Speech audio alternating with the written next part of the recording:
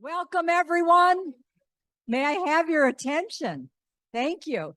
I'm Shira Shenlin, currently the president of the American Inn of Court, and I'm so pleased to be associated with this firm that is hosting us tonight, Boyce Schiller and Flexner. Welcome, everyone. So I'm just going to make a brief announcement. Our next program, you all need to know this, is June 27th, and the topic is artificial intelligence. We all need to understand artificial intelligence. But tonight, we have an all-star panel that you need to hear every word of our all-star panel, and our panelists are still coming up. But I want to give a shout out to three people who really made this all possible. Diana Halliday and Solomon Shinerock did all the hard work of inviting these panelists. And Mary Boyce, sitting right to my right, has been tireless, just wonderful in pulling the panel together and working with the panelists to be as well prepared as I know they are. So without further ado, I turn this over to the panel and Mary.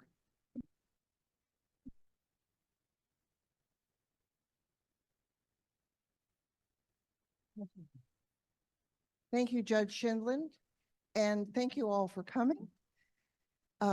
Welcome. This panel will review international humanitarian law, also known as the law of armed conflict, also known as the law of war.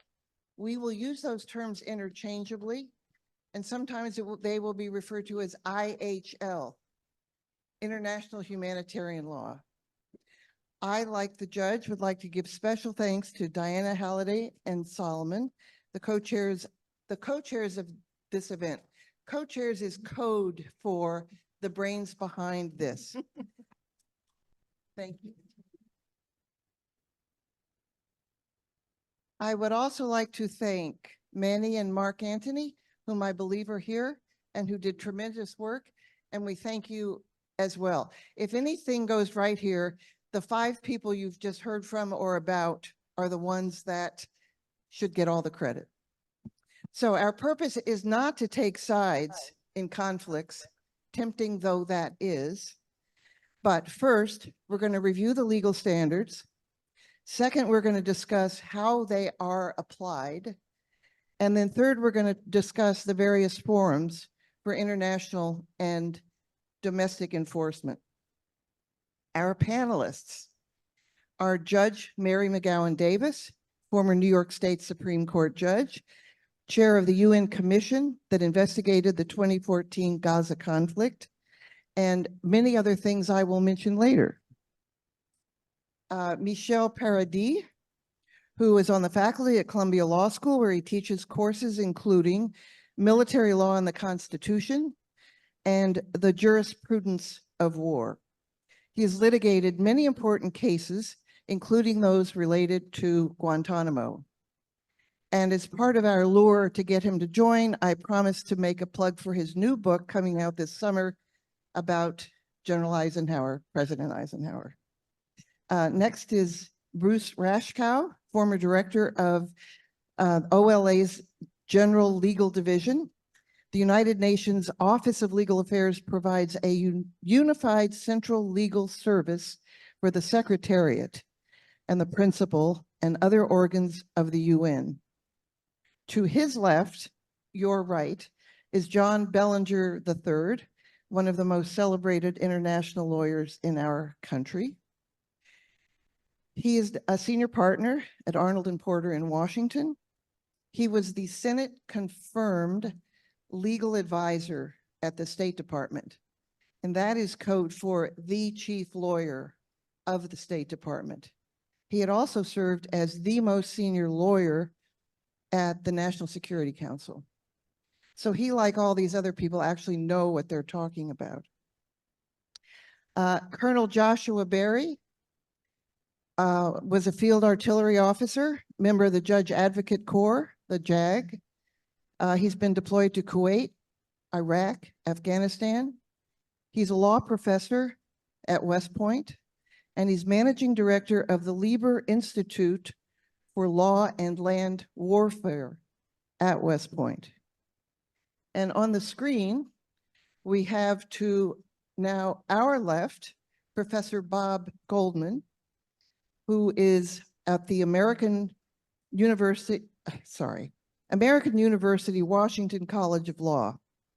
He's also faculty director of the War Crimes Research Office, a member of the Policy Committee of Human Rights Watch, and president of the International Commission of Jurists.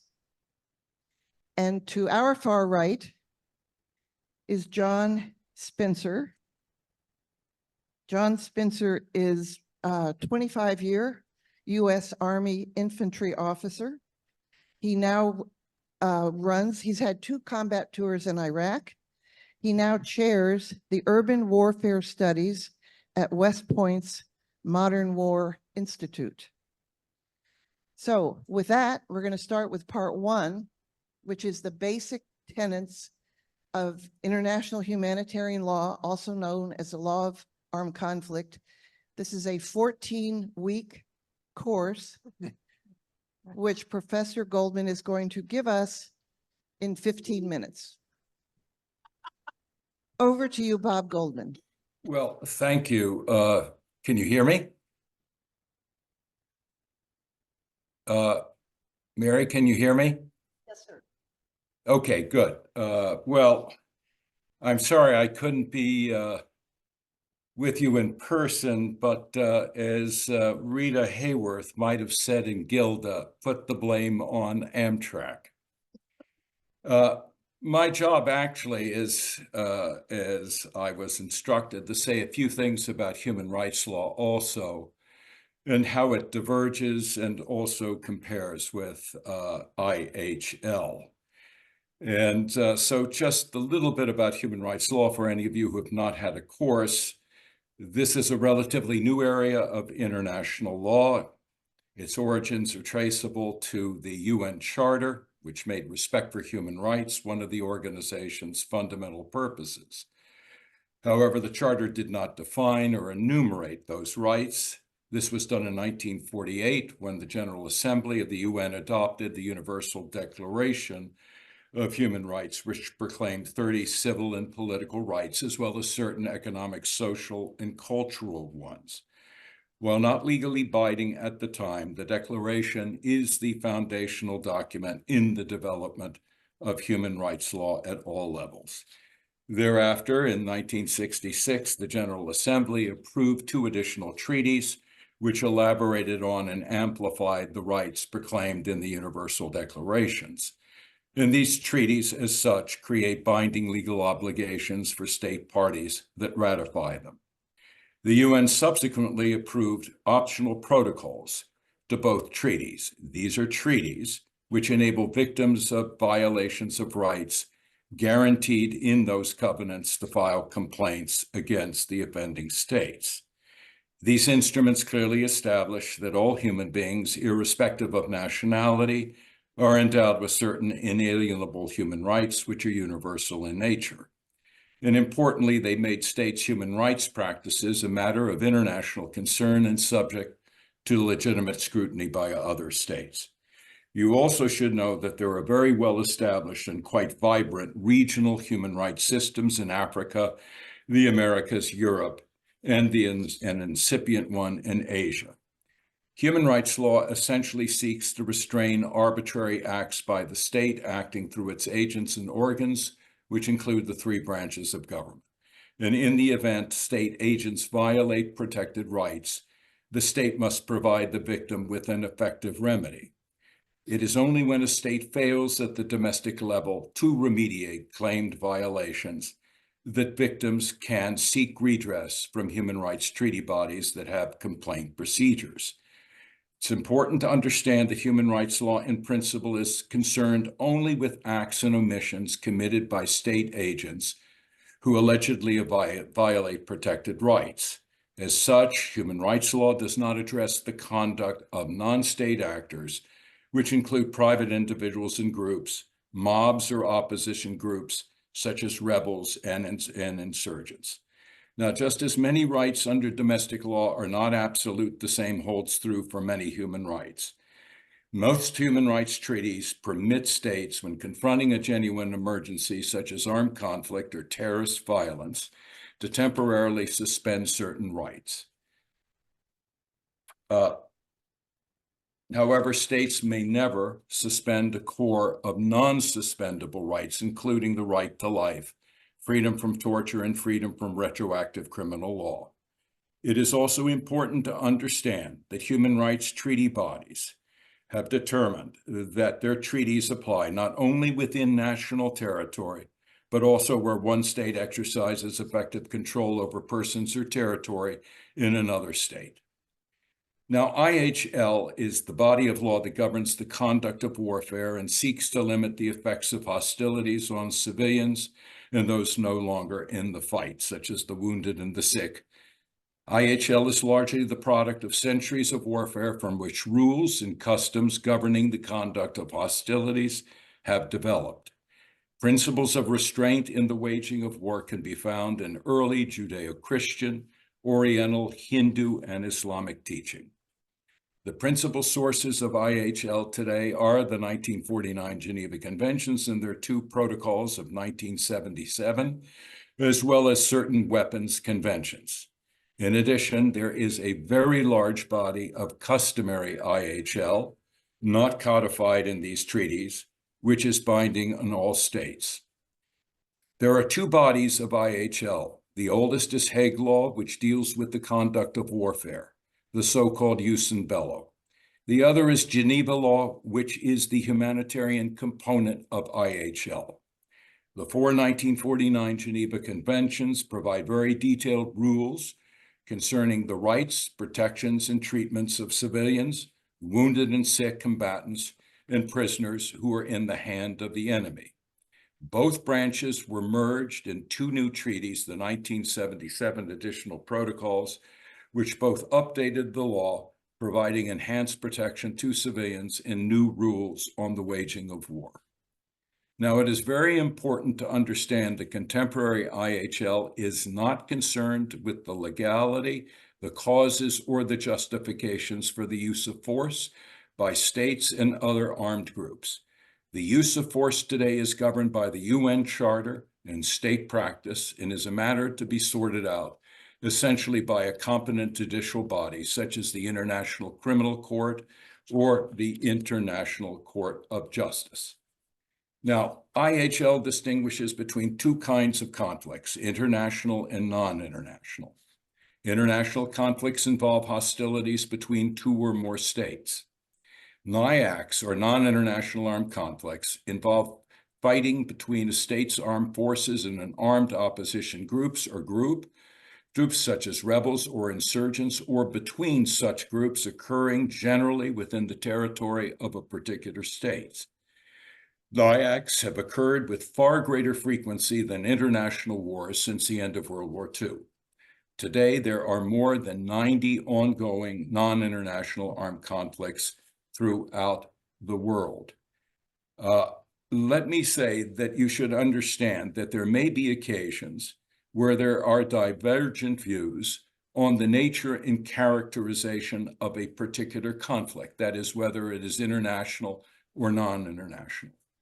Quite frankly, its exact characterization has little bearing on the rights and duties of the warring parties. This is because today the rules governing the conduct of hostilities in all conflicts are essentially the same. In other words, what would be prohibited in an international conflict would be similarly prohibited in a non-international armed conflict. Now, I think it's important to understand how IHL and human rights law interrelate and especially diverge during situations of armed conflict. Both are complementary legal regimes. However, they have developed separately and have different legal frameworks and scope of application. For example, human rights law applies at all time, including during armed conflicts, while IHL only applies during armed conflicts. Human rights law, as I previously noted, permits states to temporarily suspend many rights during armed conflicts and other emergencies, and this is important. In contrast, IHL rules are not subject to suspension, and violations of the law by one of the warring parties does not, in principle, permit the other to respond in kind. Another very important difference is that human rights law binds only states and their agents, such as the government's armed forces during armed conflicts. Human rights law does not impose the same legal obligations on non-state actors.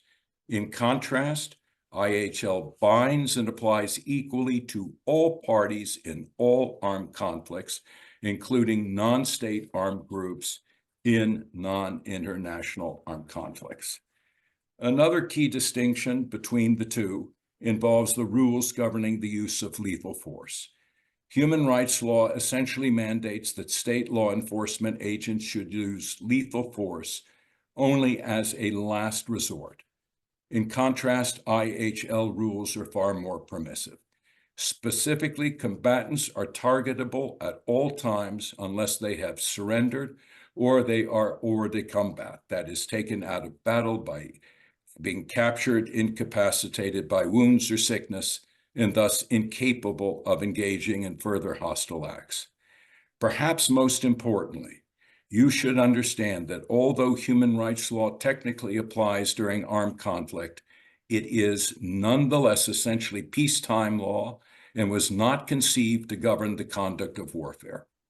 Specifically, human rights law has no rules defining or distinguishing civilians from combatants or civilian objects from military objectives.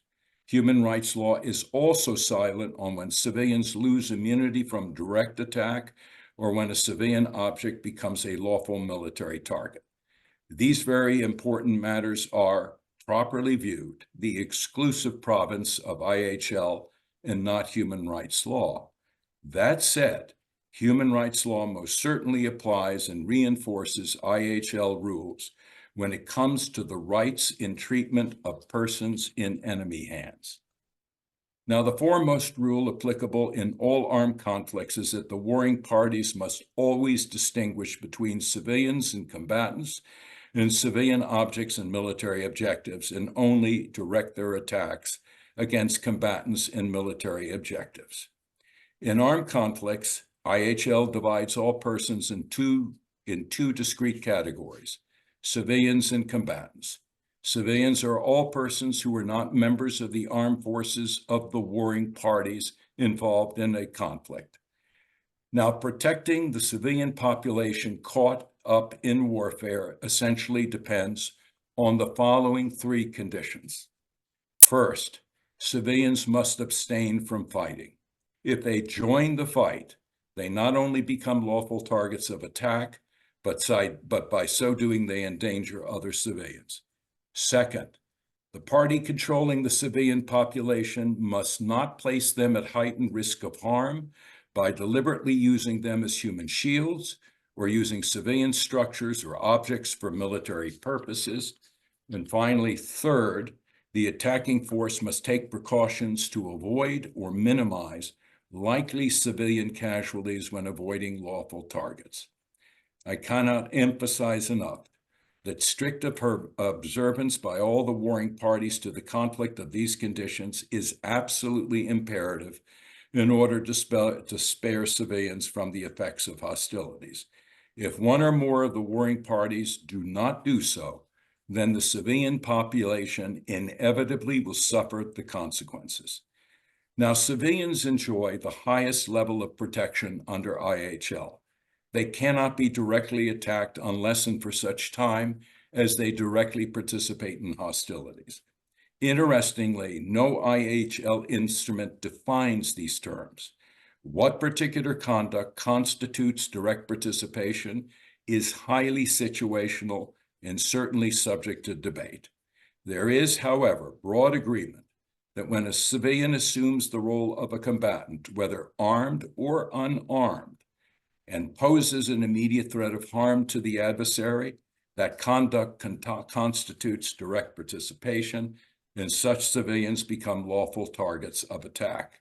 However, unlike combatants, once civilians cease their hostile acts, they regain their immunity from attack. Now, although civilians cannot be intentionally attacked, IHL envisions that they might be killed or injured as a result against an attack against a legitimate military target. Such unintended civilian casualties are euphemistically referred to as collateral damage. If such casualties are not excessive, then the attack does not violate IHL. That said, civilians enjoy the protection of the rule of proportionality. This customary law rule, which binds the warring parties in all armed conflicts, applies to attacks against lawful military targets located in the midst or vicinity of populated civilian areas. The rule, which is quite complex, prohibits an attack which may be expected to cause incidental civilian casualties and destruction of civilian objects that would be excessive, that is, disproportionate in relation to the military advantage anticipated from that target's capture or destruction. The rule requires those who plan an attack to undertake in good faith a pre-attack analysis to determine the likely effects of the attack on civilians and civilian objects. This analysis requires a balancing of probabilities that take in foreseeable civilian casualties and the relative importance of a particular military target. This is at base a relational concept. In other words, it cannot be quantified by stating any fixed number of civilians killed or injured for any one attack. Given the uncertainties of warfare, the actual number of civilian casualties may be greater or less than what the pre-attack analysis predicted. So too might the military advantage. As such, the lawfulness of such an attack must be based on an honest appreciation of the facts and circumstances known to military planners at the time and not on the basis of hindsight. In addition, those planning such an attack must choose a weapon that ideally will avoid or at least minimize likely collateral damage. Finally, planners must suspend or cancel an attack if it becomes apparent that the target selected is no longer or not a military objective, or if the attack will result in disproportionate civilian casualties. Launching an attack in these circumstances would constitute an indiscriminate attack and as such a war crime. The rule of proportionality accordingly requires the attacking party to place a very high priority on the timely collection and evaluation of target intelligence. And finally, civilians objects, that is, civilian objects are defined negatively as civilians, that is, all objects which are not military objectives. Civilian objects, and that is structures under IHL, such as homes, houses of worship, and schools, cannot be intentionally attacked. This is because, unlike arms depots or military headquarters, they do not effectively contribute to military action. There is, however, a caveat. If, for example, command and control nodes are placed, or enemy forces store war material, or take up positions in these civilian structures, then these structures or objects' use has changed, and they become military objectives subject to attack. However, the stipulation does not allow unlimited license to attack such structures. Although the structures itself may be a lawful target, civilians located within that structure are not lawful targets. As such, they retain, as previously noted, the protection of the rule of proportionality as it relates to excessive collateral civilian damage. Thank you very much. Thank you very much. So let me just make sure I understand. Let's just say hypothetically that Russia invades Ukraine, kidnaps children, commits atrocities in Bucha, and intentionally bombs cities. That doesn't matter. Ukraine is still bound to the laws of armed conflict. That is correct. That is correct. Is it ever lawful to bomb a hospital? Is it ever lawful? Under You the know, there law was, of armed conflict, which is what we're here for, yeah, is it ever lawful to bomb a hospital? And I'll add to that, knowing that there are, or having good reason to believe, there are militants operating from there, but there are also civilians receiving medical treatment. yes. Can that be lawful? Let me answer it this way. A hospital is a civilian object. And quite obviously, the fundamental purpose of a hospital takes on additional importance during armed conflict. We know that. It has to treat the wounded and sick, both civilians and combatants. However, a hospital can also lose its protection as a civilian object. Unlike other civilian objects, before it could be subject to an attack, a warning requirement must be issued. And number two, what is very important, and I think this is the point you're getting at, even though the structure, the hospital itself, because it's being used for command and control, that the enemy have taken up positions and using it for firing at the adversary and so forth. The civilians, the doctors, the wounded and sick and so forth are entitled to protection. They themselves are not lawful targets. My particular view is, for example, to launch an airstrike where you may have hundreds of civilians seeking treatment, wounded and sick combatants, medical personnel who are protected persons. You will knock out the command and control, but you are also going to inevitably kill or wound the hundreds of people who were entitled to protection. In my view, that would be an indiscriminate attack. On the other hand, if I send in units well-trained into the hospital that may attempt to separate out and so forth and to engage the combatants or to destroy the command and control, that would be in principle a lawful response to the loss of immunity of the hospital. It is important to understand there's a lot of disinformation and misinformation today. I've even heard spokesmen for Doctors Without Borders who have said you can never attack a hospital. This is not my view. I am giving you black letter IHL straight out of the Geneva Conventions. Thank you. Thank you very much. We're You're now going to welcome. move to the second part, which is the view from the ground. And we're going to hear from John Spencer and Colonel Barry. John Spencer, we're going to start with you. You have been an infantryman for 25 years. You've been in or studied battles of Mosul, the Second Battle of Fallujah, many, many others. Most importantly, for this moment, I'm going to ask you, you have visited Gaza twice since October 7th. Okay, will you please tell us what you saw, what you learned, how that battle is unfolding?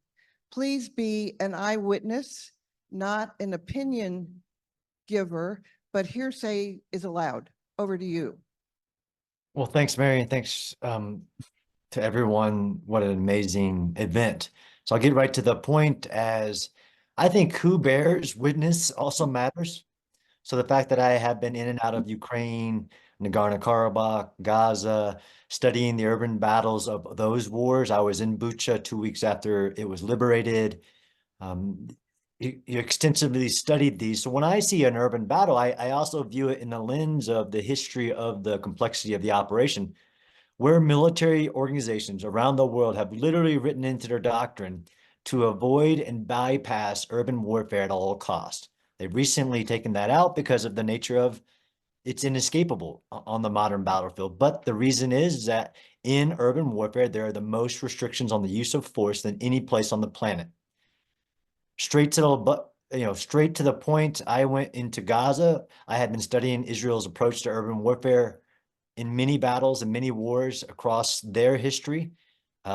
because they have a lot of uniqueness both to their preparations for urban warfare, which really does matter in the capabilities and feasibility of the application of force and use of alternative methods and precautions to protect civilians in urban warfare, but also in underground warfare, because there are a lot of uniqueness to the war in Gaza. My first visit was in December, so really after the height of the Israel attack against the Hamas military in Gaza. I went into a tunnel, one of the biggest ones they found in Gaza, about 400 meters outside of the Erez humanitarian crossing point. I've been in many tunnels around the world, and from that tunnel, I was taken 100 feet underground and seeing a 2.5-mile invasion tunnel that you could drive trucks through with advanced engineering, a multi-million-dollar tunnel. And as a student of urban warfare, I also saw it was steel reinforced concrete. And this is, this is about law, but it also is about the tools of warfare. A 4,000-pound bunker busted munition can only penetrate 100 feet of ground and 16 feet of concrete. The tunnel that I stood at in Gaza in December, a 4,000-pound bunker busted munition could not have reached me in that tunnel. Okay, so let me stop you there if I may. Yeah. There's been a lot of criticism against Israel for using even 2,000-pound bombs. In your view, is it ever, how would you analyze their use of a 2,000-pound bomb if their objective is a tunnel which they know has armed militants inside? I think you have to That do it proportionate? absolutely. Depending on the information you have at the time, and then the right tool for the job, right? The proportional tool for the job. Well, I'll factor in, yes, it is a highly destructive weapon that causes a lot of collateral damage, but absolutely there are cases in which it would be very appropriate to use in a combat situation, even in an urban warfare context, when you're trying to achieve a goal and you have to do the proportionality assessment of military advantage, military value of the target, the risk, the precautions you take to reduce the risk.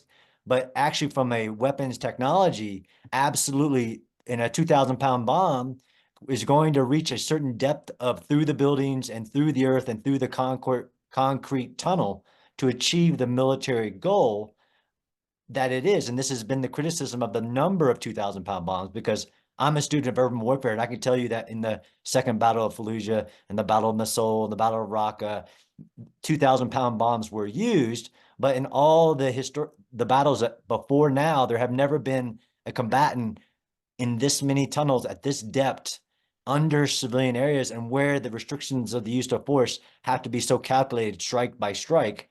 I mean, we've dropped 30,000-pound bombs before. We dropped the 17,000 bomb, but it is in urban warfare where that calculation of proportionality and the information you have at the moment and the expected or likely outcome of collateral damage gets factored into the value of the target. But from a straight military view, if you were to say a 500-pound bomb could have reached that military target rather than a 2,000-pound bomb, it would not be an accurate statement. So under IHL, the law we're talking about here, are all the tunnels now a legitimate military target? Or do the attackers have to distinguish the particular use of that particular part of the tunnel? And if so, how can they possibly know? Yeah, so this gets to what the combatant knows at the time and the intelligence they have. I can say from studying underground warfare, there are 0 dual purpose underground facilities in Gaza. Unlike Ukraine, who sheltered their civilians in their tunnels, in their subway tunnels and everything, all of those tunnels, the Hamas tunnels, the civilians they're military tunnels for military purposes, but you would still have to make a strike by strike assessment on the intelligence that you know of that tunnel, what's it being used for, what's in it, from what you know, and then the expected collateral damage. But I'll let somebody else make the legal finding, but from a military perspective, they're 100% military tunnels. So you have written about the Second Battle of Fallujah, and you said that in that battle, there was a lot of advanced planning, a lot of intelligence gathering. And rather than a tremendous amount of aerial bombing, based on that intelligence, our soldiers and our coalition partners chose to go building by building by building, rather than a lot of aerial bombing. If So Israel had chosen that, would it be less a target of the kind of criticism it's getting today? I strongly believe it wouldn't, and that's Would not what? it would not have led to less destruction had there been less bombing. Also disagree that the United States didn't bomb a lot. We dropped an artillery round in every vehicle on every street in the Second Battle of Fallujah, just in case it was a vehicle-borne IED, because that was a high threat.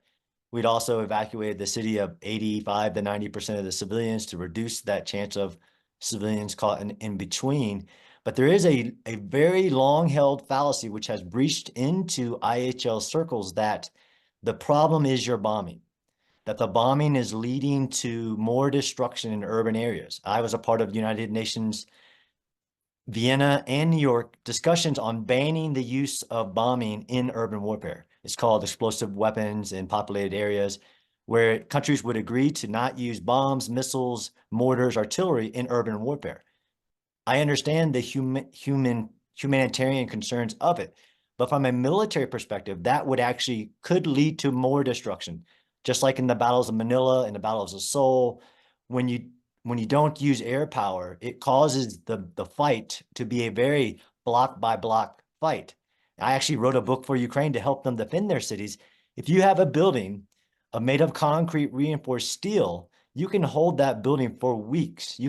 There is a single building held in Stalingrad. I know we don't want to go that far back. One small team held that building for 58 days against division level attacks, bombs, tanks, mortars. The fallacy is that if we bomb less, it will lead to less destruction, when actually you have to close the distance, and now every enemy in every building can cause that fight to be a very destructive fight. The other fallacy is that there's a precision paradox, that in urban warfare, if you have all precision guided munitions, it would lead to less destruction. And the Battle of Mosul, which is the greatest battle since World War II, in urban warfare like this, the coalition tried to use only precision guided munitions, but the fallacy is that if I have a way to go from one building to another through a hole in the wall or an underground tunnel, I will just make you precisely destroy every building along that block. And that's what you saw in Western Mosul. Urban warfare and the challenges it presents militaries, even when both sides are following the law of war, but I agree that doesn't matter, is the fact that the combatant, the defender, always has the advantage. In urban warfare, he has a 15-to-1 advantage, depending if he knows what they're doing. And this is what I saw when I was on the ground in February. So I went back to Gaza in February and went to Khan Yunis. And I actually asked, as a research goal of the IDF, look, I want to see these things. I want to see how you're doing civilian harm mitigation, which is actually a very new concept of the last 20 years, born out of counterinsurgency, counterterrorism campaigns. Because from a lens of assessing the application of the use of force, the battles against ISIS and even Al-Qaeda and Fallujah were all in a context in which the combatant controlled the exterior environment and that drove to the tactics. And when you can make an alternative, don't take that strike, don't do that operation, because the risks and the military values aren't lining up and proportionality isn't lining up. In this case, what I saw on Khan Yunis was, and I know the State Department just came out with a list, but I have outlined the things that the IDF have done to take the precautions required by IHL, to take every feasible action to limit civilian harm. Now we call that civilian harm mitigation.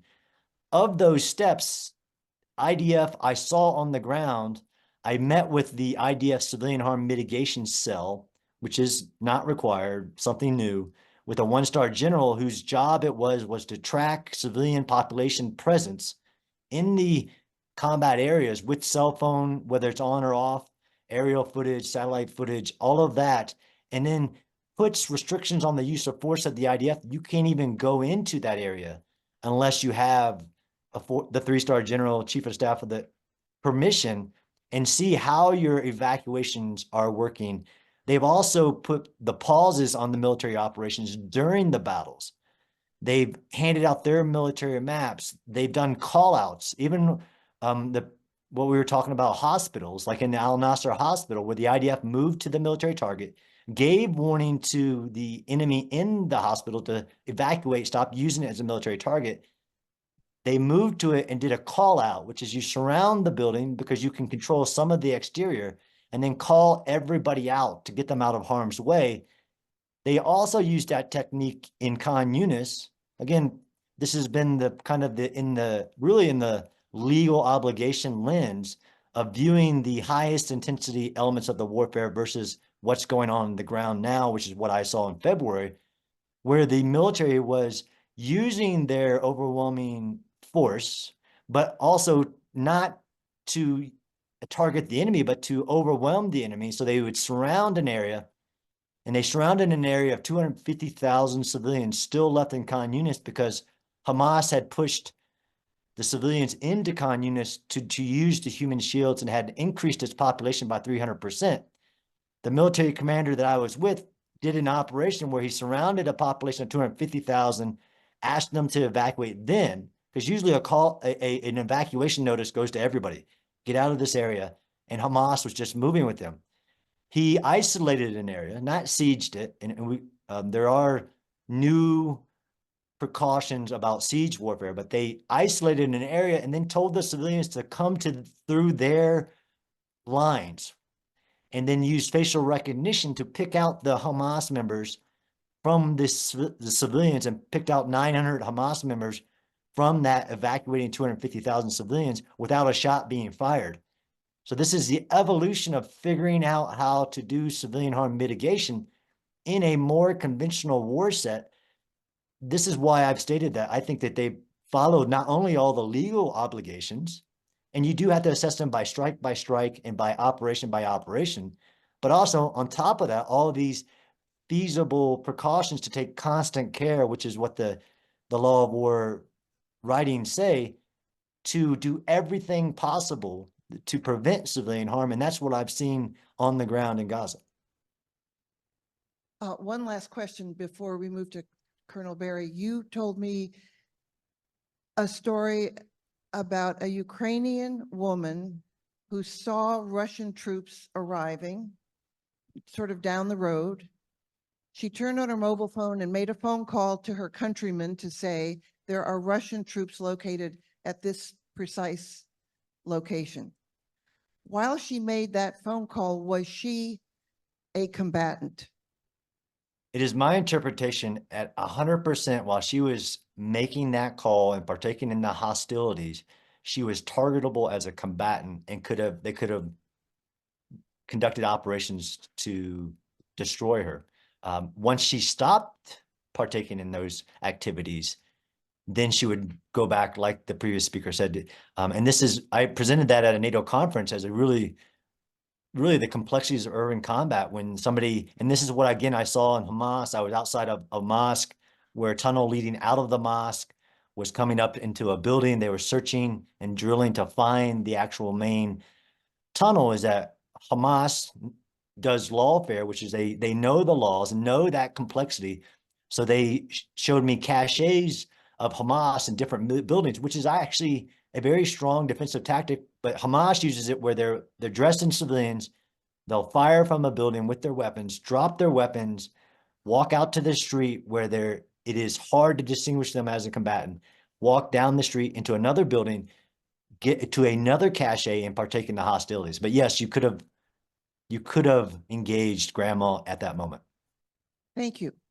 Colonel Barry, we now move to you. And as we discussed last Friday, we will give you the floor, which you now have. Thank you, Mary. I'll be try to be quick.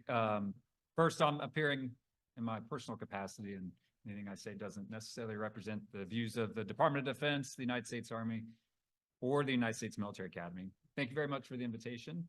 I appreciate it. I think what I'll focus on, there's a lot to cover, but there's far more distinguished people than I that have things to say, is I really want to focus on proportionality and the challenges in conflict that we're seeing with that. And so you might recall that Professor Goldman said, proportionality is the principle that attacks that are expected to cause incidental death to civilians, injury to civilians, or damage to civilian objects must not be excessive to the concrete and direct military advantage that you anticipate to gain. So what you see in the current conflicts is you're really only seeing that collateral damage, right? You're seeing on TV the tragic, right, in catastrophic attacks, collapsed what appear to be civilian buildings, and maybe you see injured children or women, and so that's what you see on the one side. Now, first of all, collateral damage is lawful. It's regrettable, but the law has always recognized that intentionally not targeting the civilians, but for their collateral death as part of a lawful attack is lawful. What you don't see is what's going on in the command center, whether I've experienced this advising commanders before. I'm certain Israel is going through it. We don't understand what that commander advised by her staff, spending hours or days or weeks gathering intelligence, processing things, trying to gain understanding as to what's going on. We're not seeing that. And so it makes it really hard for the public to really decide in the court of public opinion what's going on. Wait, when you say we're not seeing that, do you mean it's not happening No, or it's happening, but we just don't see it? it's happening and we don't hear about it. Governments are, for good reasons, I think not always 100% as transparent as many of us would like. And I would kind of call security being a real concern, right? So there's many means and methods that are highly classified for how we gather intelligence, that if we disclose, hey, how do we know this person we think is in this building, that would kind of lessen our advantage if we disclose how we know. We also oftentimes have intelligence sources on the ground or in organizations that if we were to disclose that, we'd lose that source who's providing very good intelligence, or Israel maybe lose that source. And so I think that's what we're not seeing. And then to John's point, what you're not seeing is when you anticipate that there's going to be harm to civilians, you have to take feasible precautions. And you also, we're not seeing a lot of what happens and what the military is going through. John addressed some of them. So Israel, we know, much like the United States, well, actually, I would say Israel exceeds what I've witnessed happening by the United States. Leaflet dropping, broadcasts on TV and radio, text messages, phone calls. There could be other things, the kind of weapon we use, the time that we conduct an attack. So there's all these things that commanders have to consider to reduce harm to civilians. Now, it's important to note that feasible doesn't mean, it means practicable. And so in the scenario John gave, a commander doesn't have to choose to send a battalion of 1,000 people and to take a heavily fortified city, when that might cause potentially less civilians, or as John pointed out, it might not. He could consider risk to his force to go ahead and decide to attack by a bomb. So there's a lot more that goes into it than most of us see, most of us are able to read about. I think for good reason, but just understand that really we're only seeing the outcome, the effect of the operation. We're not necessarily seeing the planning, the thought that goes into it. And what commanders ultimately are protected by is reasonableness, that they have to act with their best judgment based on the information that they have at the time. Sometimes, and I'm sure you may bring up, some attacks are tragic. We make mistakes in war. It's awful. It's regrettable. But as long as we're acting under with reasonable judgment, with the best information we have, and it's anticipated to be proportionate, then that is not a war crime. It does not violate the law. Okay, I want to ask a few questions about how a soldier is supposed to figure out who's a combatant and who's not. So let me give you a story or information that an IDF retired general told me some weeks ago. And he said we had an example in which a man in Gaza left his family home. He was carrying what looked like an empty shopping bag, dressed as a civilian. I've never seen a Hamas uniform, but he looked as though he were going to the grocery store to to buy food for his family. In fact, he was moving ordnance, he was moving weaponry from one place to another that was then used to attempt to kill some enemy to them soldiers. He then finished his shift as a soldier, a combatant, and went back home. Now, once he's back home with his family, is he a combatant or is he a protected civilian? Can you move from one category to the next? I'm going to give you the lawyer answer of it depends. So listen, certainly that evokes the real severe challenge in warfare. It's the challenge that tens of thousands of Americans face in Iraq and Afghanistan, that folks are facing in Israel and around the world, that an enemy does not distinguish themselves from the civilian population, right? That's incredibly challenging on soldiers on the ground, whatever their nationality is. Now, Professor Goldman referenced the direct participation in hostilities rule. So civilians are protected from attack for and such times they do not take a direct part in hostilities. Now, the ICRC published a study in 2006 that the International Committee of the Red Cross that expressed a view on that. I think the United States took a different view of some of the interpretations of the ICRC, but what you're referring to is what is called continuous combatant function, right? So if you can't just throw down a weapon and move to the next building at a certain point and still be protected by the law. You can't put down a weapon and claim now that I've switched on my civilian status. There's a point where your activities are giving you, but based on your continuous activities, are making you not a combatant, because that's only uniformed members of the military or those who otherwise can comply with the Geneva Conventions to receive protections, but it makes you lose your civilian protections and to be a lawful target.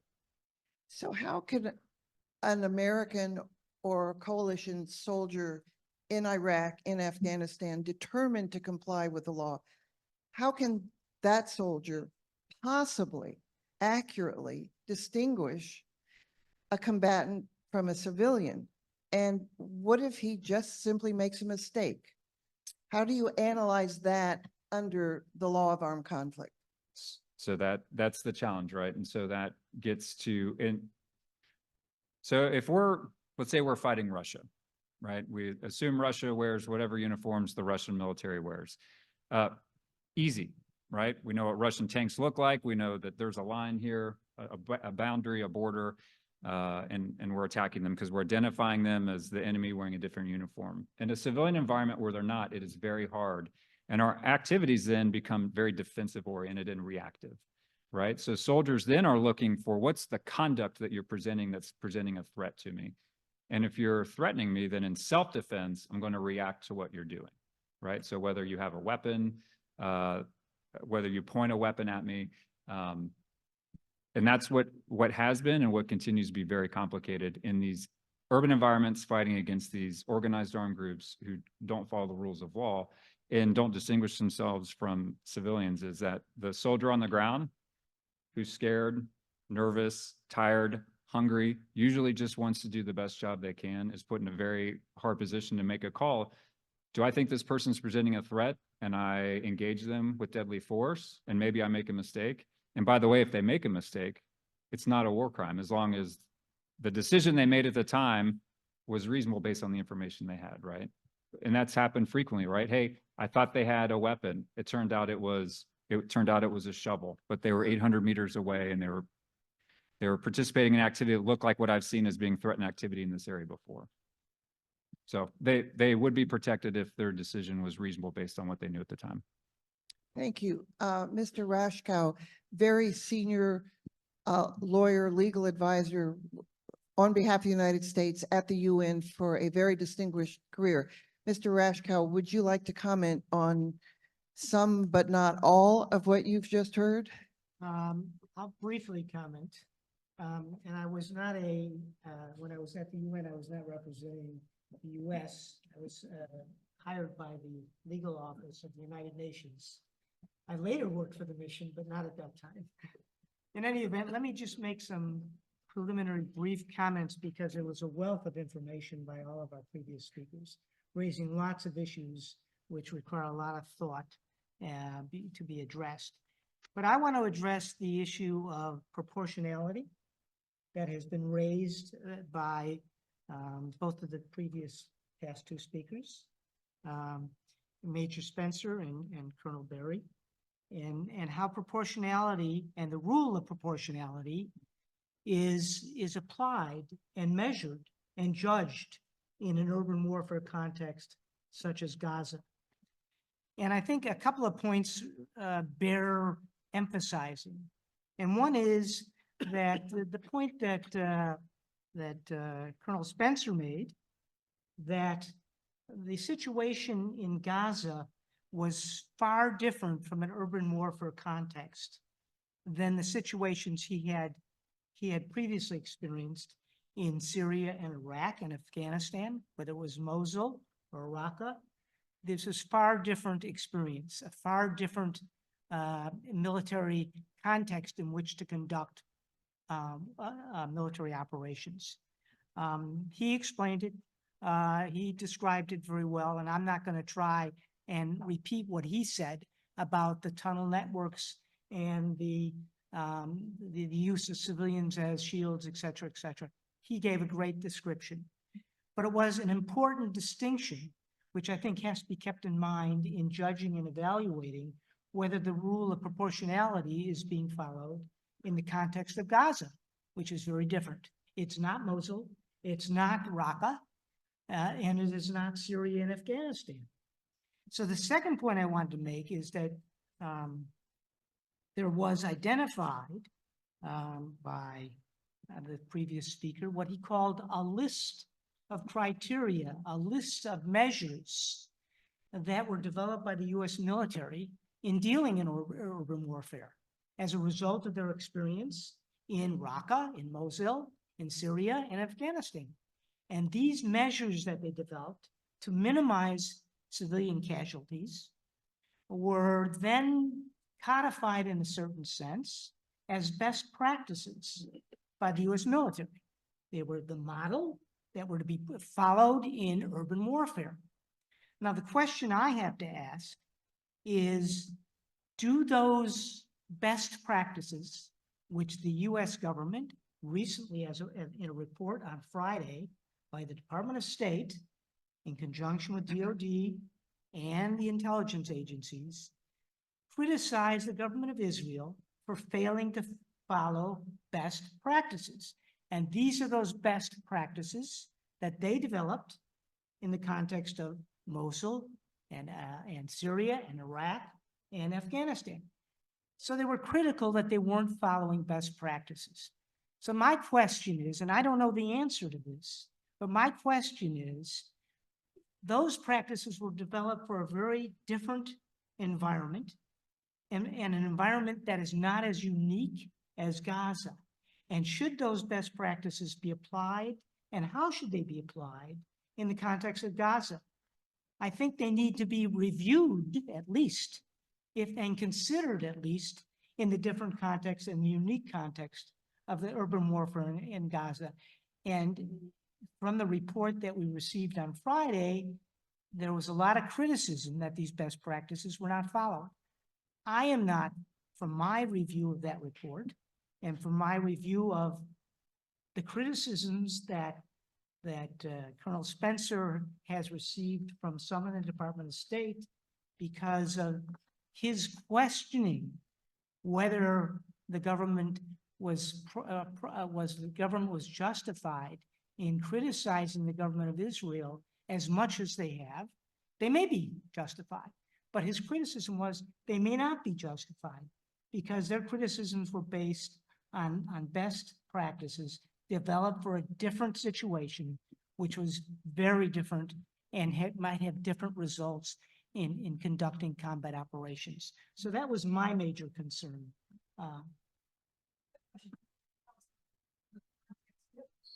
Well, I guess Colonel Spencer gave a great description, and so did Colonel Berry, of the descriptions of the kind of combat one fought in Mosul, in Raqqa, in Afghanistan. the tunnel network alone and the reliance, the extents of the tunnel network, making literally Gaza, which is an urban area, a fortress for Hamas, which was in a civilian context, civilian buildings, civilian population. They made that into a fortress because of the tunnels. And the tunnels underlie everything, the civilian structures that were made use of. My understanding, and I'd like to hear from others, is that this is more unique than the situation that was ever faced in Mosul, in Syria, Raqqa, and Afghanistan. And if that's true, we need to, or the US government needs to, and we all need to review those so-called best practices in light of the uniqueness of the situation in Gaza. Thank you, Mr. Rashkow. We now move to the third and last part of the program, which is the international enforcement mechanisms. And John Bellinger will lead this off. John, the battle space is yours. Thanks, Mary, and it's great to be with all of you all. I'm so glad to see everyone's interest in international law. One quick caveat, which you as lawyers will appreciate. I have served as legal advisor for both the government of Israel and the government of Ukraine and have represented them both in court in the United States. So you can take whatever comments I make with a grain of salt. Mary did ask me if I wanted to say anything on the first part. I'll add one sentence on this, which I think for lawyers in the room, probably you all appreciate, but I'm going to just underscore it, which is advocates and unfortunately people who have less pure motives are very quick to bandy about the word war crimes. Very quick. It used to happen to me when I was in the US government. It's happened to my two colleagues from the military. Advocacy groups that are very well-intentioned, but sometimes our enemies are very quick and they feed it to the press to say war crime, war crime, war crime. And I just want you all, war crimes do happen in war and they need to be investigated, but I do want all of you lawyers just to think with a somewhat skeptical eye. I can look at a couple of judges here who are used to every day listening to advocates and you say, okay, I hear you, a war crime, but you really have to know the commander's intent. What was the commander aiming at? What did he or she know? What was the proportionality? So it's takes months and months and months to figure that out. So when someone instantly says, well, that's a war crime, it's usually a great tragedy that a lot of civilians have been killed, but it really takes a lot of time. I'm going to spend a couple of minutes just talking about two kinds of accountability mechanisms and lead the other to Judge McGowan Davis. I'm going to talk about what the International Court of Justice and the International Criminal Court are doing, and mostly the latter. The International Court of Justice, as you know, has been around for about 75 years and resolves disputes between states. The International Criminal Court has only been around for about 22 years and investigates war crimes, crimes against humanity, genocide, and the crime of aggression. So it gets more into the war crime issue, but I do want to just start with a couple of sentences on the ICJ. The ICJ has been about the busiest it has ever been in its 75-year history. The two challenges in Ukraine and Gaza have really put it to the test, and it has so far risen to the occasion. As you know, Ukraine sued Russia, and South Africa has sued Israel before the ICJ. Interestingly, both under the Genocide Convention, because you can't get into court before the ICJ easily. There's not general jurisdiction. So generally, to sue another state, you have to find a hook. And so both Ukraine and South Africa use the Genocide Convention. In the Ukraine case, Ukraine said that Russia had improperly used the accusation of genocide as a reason to invade. And ultimately, the ICJ rejected that. But in doing so, it did say that Russia had to stop its invasion while the while the court was considering that. In the South Africa case, South Africa directly accused Israel of genocide. And this is important because it's been vastly misstated in the press. The ICJ said that South Africa had made a plausible case that it had rights to be protected. It did not say that South Africa had made a plausible argument that Israel was committing genocide. The press has gotten this so wrong that the former president of the ICJ, if you don't know this, it's an American woman who used to be my principal deputy at the State Department, a woman named Joan Donahue, a woman who was Chief Justice of the world until about 2 months ago, had to go on television. This would be like Justice Roberts going on CNN to say, no, you're getting my opinion wrong. She went on a British show called Hard Talk to say, no, we did not conclude that Israel may be committing genocide. We said South Africa has simply made a plausible case that it has rights that may be protected. So anyway, ICJ very busy. That's just sort of the takeaway there. I just want to spend my last 3 minutes on what the International Criminal Court is doing, because that's what's been getting everybody agitated and presents incredible challenges to U.S. policy. The prosecutor of the ICJ is investigating war crimes in both Ukraine and in Gaza. With respect to Ukraine, the prosecutor has brought, under a very clever theory, I have to say, war crimes charges and issued arrest warrants against Vladimir Putin and a senior Russian minister for the war crime of deporting children. And that's a war crime. And so arrest warrants have been issued. The U.S. has supported the ICC investigation of Russia. That created a huge debate inside the administration. The Defense Department did not want to support the investigation of Russia, not because it likes Russia, but because the U.S. is not a party to the Rome Statute that created the International Criminal Court, and the Defense Department didn't want that argument to be ever reciprocally used against the United States. So they were ultimately overruled by the President of the United States, who said, it's more important for us to support the war crimes investigation of Russia. I wrote along with Senator Chris Dodd an op-ed defending that decision, which I encourage you to take a look at in the Washington Post as to why U.S. support for the Russia investigation is appropriate. I'll just end on this point about Israel. The prosecutor has announced that he is conducting an investigation of war crimes in Gaza, has not said by whom, presumably both Hamas and Israel. You saw the reports in the media of last week suggesting that the prosecutor may be poised to bring charges, perhaps not only against Hamas, but against senior Israeli officials. That has put everybody, understandably, including the Israelis, into a tailspin, and has put the U.S. in an extremely difficult position, having supported the ICC investigation of Russia, even though Russia is not a party to the Rome Statute. The White House has come out very quickly. Normally, all of you would know, lawyers would say, well, don't comment on rumors in the press. So it would have been the more logical thing to have said, well, we're not going to comment on that.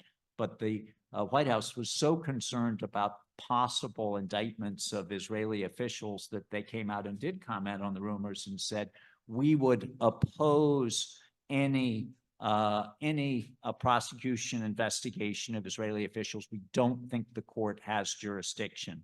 That then has left the Biden administration accused of something of a double standard of why would you support the investigation of Russia, even though Russia is not a party, but oppose the investigation of Israel when Israel is not a party. We can unpack this in a minute. There actually, I think, are real differences here, but it has put the Biden administration into a extremely difficult position of how can we support the ICC's investigation in one case, but not in another case. So I'll stop there. So as you say, Russia is not party to the Rome Statute. Neither are we, neither is Israel. How can Vladimir Putin have an arrest warrant issued against him by the ICC if their country is not a party to the Rome Statute? And the same question applies to Israel, United States.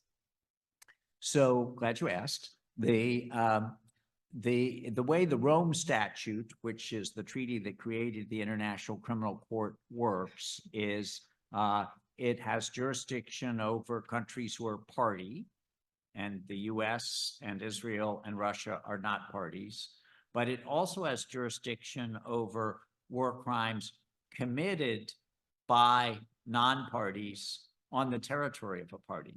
So and this is a controversial principle, that even if you're a non-party like the US, Israel, or Russia, who has not signed up to the Rome Statute, if your forces commit a war crime on the territory of a party, you are subject essentially over your objection to the jurisdiction of the court. The US has objected to that principle for 20 some odd years. I've given lots of speeches explaining why that's a problem. In the case of Ukraine, though, Ukraine deposited a special instrument with the court saying that it was accepting the jurisdiction with respect to Russia's actions in Ukraine. And so Ukraine has accepted the special jurisdiction of the court. This is still a controversial principle, and that's why our Defense Department was very concerned about this. On the one hand, as I said, they really did want to support the war crimes investigation of Russia, but they didn't want that same logic to be spun around and used against the US. In Israel, of course, any war crimes that would be committed by either Hamas or by Israel would be in the territory of Gaza or in Israel. And the erstwhile state of Palestine, declared itself state of Palestine, has said that it accepts the jurisdiction of the court, and therefore, if Israel commits any alleged war crimes in Gaza, that there is jurisdiction. So Israel disputes that, and the US has said, we agree with Israel's interpretation there, but it has put the US in a very difficult position. Are actors for non-states subject to international humanitarian law? For example, Hezbollah, Al-Shabaab, Boko Haram, long list. They can be prosecuted as well. We will see whether Karim Khan, the prosecutor of the International Criminal Court, brings charges against Hamas as well. He is expected to do so. I think people would be outraged if he brought charges only against Israelis, but not also against Hamas. Thank you. Judge Davis, we will move to you. As I mentioned briefly, she is a former New York State Supreme Court judge. She chaired the UN Commission on the 2014 Gaza conflict, and she has been involved in more proceedings, tribunals, arbitrations, investigations around the world than we can possibly mention here. But just as a start, Chad, Tunisia, Senegal, Egypt, Myanmar, Rwanda, etc. Judge Davis, over to you. Thank you very much, Mary. I've been asked to speak this evening about my work as chair of the UN Independent Commission of Inquiry for the 2014 Gaza conflict, and specifically about what lessons we can draw from our experience as a COI in terms of the accountability issues we're just focusing on here this evening. At the outset, I want to make clear what this Commission of Inquiry was not. My fellow commissioner, Dr. Dudu Jen, and I did not intend to deliver a guilty verdict with respect to any party. It was not a judicial process. We had no subpoena power. We did not take sworn testimony. Indeed, in the report, we do not talk about evidence. What we collected instead, in a scrupulously objective fashion, are witness accounts, submissions, and other material that could point the way to a more thorough investigation into what happened in the summer of 2014 in Gaza, the occupied West Bank, including East Jerusalem, and in Israel, in order to determine whether conduct by either side violated international law. Now, our mandate from the Human Rights Council required us to establish the facts and circumstances of any violations of international humanitarian and international human rights law, in particular in Gaza and Israel. Notably, this mandate, which included the specific directive to, quote, identify those responsible, make recommendations on accountability measures, all with a view to avoiding and ending impunity, was one of the first issued by the Human Rights Council with what has been characterized as language reflecting an accountability turn, thus adding new weight to the traditional obligation of UN investigatory bodies tasked only with public reporting and advocacy duties. Consistent with the practice of other UN fact-finding bodies, we employed a reasonable doubt standard for the incidents that we investigated. Our findings were based on the conclusion that a reasonable and ordinarily prudent person would have reason to believe that such an incident or pattern of conduct had occurred. And our factual conclusions obviously formed the basis for the legal analysis of individual incidents and their qualification as possible violations of IHRL or IHL. Now, given the challenges presented by the very short mandate under which we operated, 4 months, the lack of resources to support a broader inquiry, staffing difficulties, and our inability to conduct an in-depth, on-the-ground investigation, the Commission did not make any conclusions as to the responsibility of specific individuals for alleged violations of international law, despite the mandate to do so.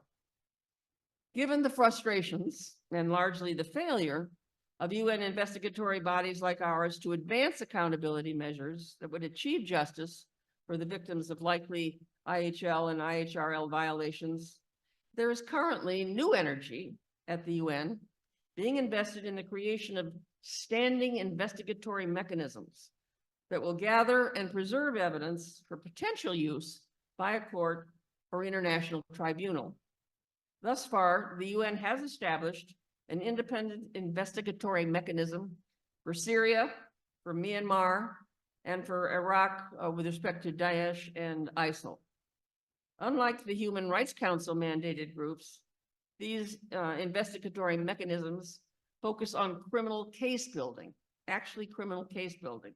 They have greater capacity and infrastructure, given their financial resources, which can include voluntary funding in addition to the regular UN budget. A group headed by my friend, former Ambassador Stephen Rapp, with funding from Oxford University's Blavatnik School of Government, has issued a lengthy report recommending that the UN create a single permanent standing body to provide speedy support to all human rights investigations, including commissions of inquiry and fact-finding missions with accountability mandates, to be housed either within the Office of the Commission of Human Rights itself or as a standalone independent investigatory mechanism situated in Geneva. Such a body would greatly improve the functioning of commissions of inquiry like ours by quickly supplying qualified, experienced criminal lawyers, investigators, military, and forensics experts who can hit the ground running when an accountability mandate issues from the Council and can work with civil society to preserve and safeguard information collected during the course of an investigation for use ultimately by a prosecutor or a court. As the Oxford report notes, quote, a single day's headlines following the publication of human rights reports are unlikely to impress the perpetrators. This is particularly the case where such reports are premised upon less rigorous investigations and thus easier to discredit. It is the threat of investigations that may lead to criminal prosecution that hold bite. End of quote. Notwithstanding, however, the importance and the promise of permanent investigating mechanisms in promoting justice, it is important to emphasize that they should not displace the voice of reporting bodies like our Commission of Inquiry, whose purpose within the UN human rights system is to raise awareness and openly advocate for peace-building political objectives. Although we were not able to travel to the scene of the conflict, we were determined to provide the victims in Gaza, the West Bank, and in Israel a forum where their stories could be told.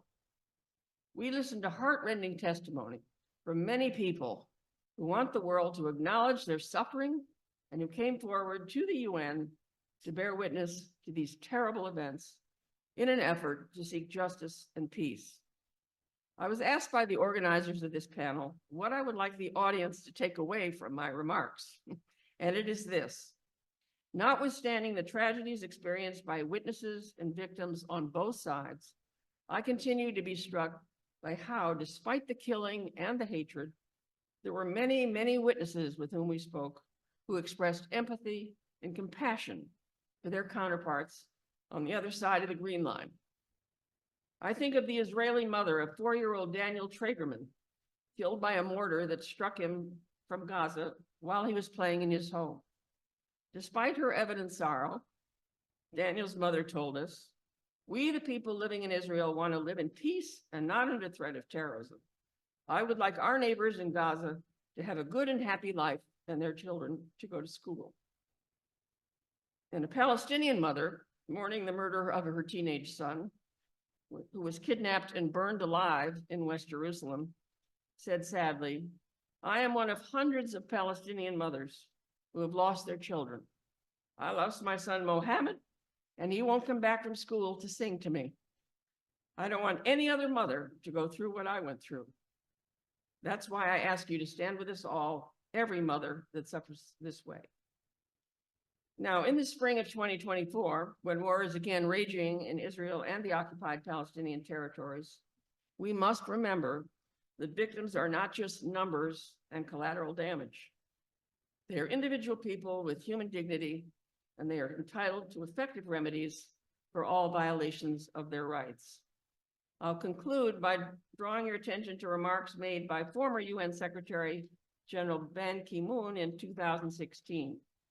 In calling for states to stop the use of heavy weapons in populated areas, he pointedly observed, "These violations have become so routine, there's a risk people will think that the deliberate bombing of civilians, the targeting of humanitarian and healthcare workers, and attacks on schools, hospitals, and places of worship are an inevitable result of conflict. Enough is enough. Even war has rules. It is time to enforce them." End quote. Thank you. Thank you, Judge. Michel Paradis, we're now over to you. He teaches at Columbia Law School, military law and the Constitution, and he's written extensively on the domestic aspect of this issue. We spent the evening on the international side, but Michel, you were very involved in Guantanamo cases, and we come over to you to describe that aspect of the law of armed conflict. Sure. I'll just aim to say a few words, kind of to the point about fight, and how the law can actually fight in practice. And very often, indeed, I would say far more often than not, it's not going to be the International Criminal Court or the ICJ handing down some, important judgment. It's going to be in domestic courts. Israel actually has a fairly, I would say, much more well-developed than our courts, jurisprudence of the law of war. A lot of reasons for that, which I'm happy to explain, but they're really quite comfortable enforcing it. I'm also quite loud, so I know I'm going to create some feedback as I talk. So I'll get as far away from the microphone as I can. So I'll just quickly go through really the three domestic court options that we have in the United States, and how, in order of increasing likelihood of both cases being brought and those cases reaching some kind of finality that might be satisfying to people. One is military tribunals. The second is federal court prosecutions, and then the third are like civil actions brought against perpetrators for war crimes or other violations of international humanitarian law. I'll briefly talk about military tribunals. I think it's the least likely and probably the least effective as well. Guantanamo was a pretty big experiment on that. And one of the things that I think it exposed is that the modern military justice system is extremely brittle. And even in a place like Guantanamo, where there was, I think, an effort to put a lot of flexibility in the rules, that ended up making it more brittle, not less, which is why, here we are in 2024, and there's still not even a trial date set for the prosecution of the September 11th attacks. And I candidly don't foresee one happening until the end of the decade. But that is an option that remains on the table. Military commissions in Guantanamo, I think, are highly unlikely. Courts martial have served in these kinds of capacities historically, particularly in foreign territories like Germany after the war, or Japan. But again, I think unless there's that need to sort of create battlefield justice, I think it's pretty unlikely and probably not advisable either. Federal criminal law has a lot of options, although rarely are they called war crimes. War crimes can be prosecuted, for example, under the ordinary torture statutes. I think much more often they're going to be prosecuted under the anti-terrorism laws, particularly in the context of something like the war in Gaza, where we have very broad jurisdiction. And when you're dealing with international terrorist organizations like Hamas, we have a whole sort of kaleidoscope of additional criminal statutes that make it very easy to prosecute people who are even very indirectly involved in the conflict one way or another. That often is going to be things you might hear like the material support for terrorism laws, which provide a very, very broad scope of liability and extremely high sentencing ranges on top of them. Relatedly, and I think likely to be more relevant in the Russia context, is the International Emergency Economic Powers Act, or IEPA, as it's called. And anytime you hear about sanctions being imposed, particularly by the Treasury Department or the OFAC list, Office of Foreign Asset Control, that's what you're talking about, the IEPA regime. And that too creates a very, very broad, very expansive, very easy to prove sort of scheme of both secondary and even tertiary, indirect, almost strict liability under certain circumstances that also carries astronomically high penalties, whether or not it's $1 million fine or 20 years in prison. And if you have any sanctions clients, that I'm sure you're quite familiar with the IEPA regime and how sort of rigorous and strict it actually can be. So I think if we see prosecutions coming out of Ukraine and Russia, we're much more likely to see them in IEPA. We also do have something called the War Crimes Act, which was initially passed by Congress in 1996. Itemizes a number of what we ordinarily think of as war crimes, and just last year was expanded jurisdictionally to include both tag jurisdiction, so a defendant, their mere presence, much like the ICC, so some of the controversies about the ICC's jurisdiction.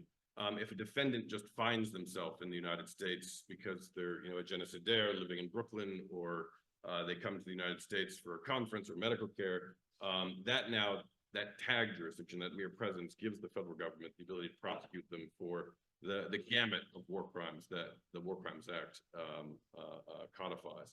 There's some debate and question about whether or not the war crimes, you can by crook or rook, bring someone into the United States and then prosecute them under the War Crimes Act. I think the answer is probably yes. That's the outcome that you're likely to see if the case is ever tried. But those are some of the outstanding questions that remain about how much of a connection the federal courts, particularly with due process notice standards, are likely to impose on war crime prosecutions in federal court. And then finally, I did want to say just something about civil actions. There are a number of statutes that come into play. Famously, there's the Alien Tort Statute, which used to have a much broader scope until the Supreme Court sort of leveraged it back considerably over the past few years. But there are two other statutes that, in some ways are going to, I think, feature just as likely as IEPA and the terrorism statutes and federal criminal prosecutions do. And one is the Anti-Terrorism Act, which Congress broadened significantly in 2016 to provide, and it actually says this in the statute, the broadest basis of liability. And that in turn makes it very easy to prove up civil claims brought by US nationals who in one way or another are injured And then there's something else called the Torture Victim Protection Act, which actually has a very, very broad sweep of both territorial and personal jurisdiction that covers not just torture, but also extrajudicial killing. That part of the law tends to be used a little less, but it is also something that I think we're likely to see civil actions being brought in a lot of these cases. So I think that's 5 on the nose. So I'm going to stop right there. I see my red light is on. Unless there are further questions, Your Honor, I will answer. Thank you so much. I've just been informed by the marshal of the end of court that if we run 1 minute over, we have violated end of court laws. So I will thank all of you for coming. I will thank our wonderful panelists for a great panel.